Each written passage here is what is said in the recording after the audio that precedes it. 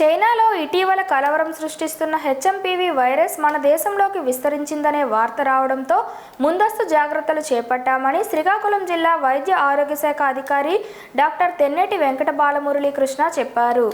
బుధవారం ఆయన శ్రీకాకుళంలో మీడియాతో మాట్లాడుతూ మన దేశంలో పలు రాష్ట్రాల్లో ఈ వైరస్ కింద కేసులు నమోదు కావడంతో ప్రజలు ఆందోళన చెందనవసరం లేదని ఆయన స్పష్టం చేశారు.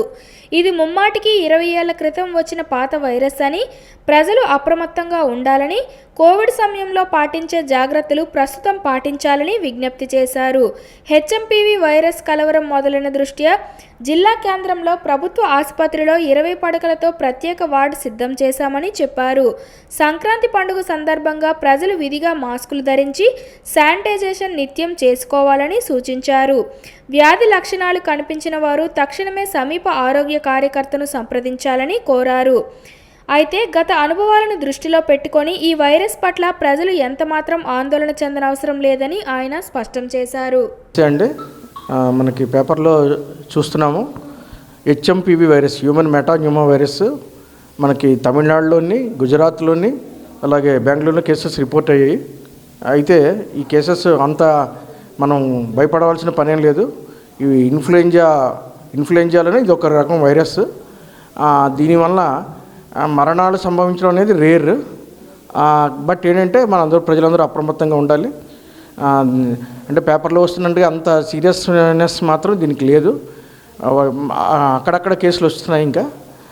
బట్ ఏంటంటే ప్రజలందరూ కూడా మాస్క్ ధరించి శానిటేషను, చేతుల శుభ్రత, హ్యాండ్ శానిటేషను అబ్జర్వ్ చేస్తే చాలా వరకు అంటే ఈ వైరస్ ట్రాన్స్మిషన్ని మనం నివారించవచ్చు.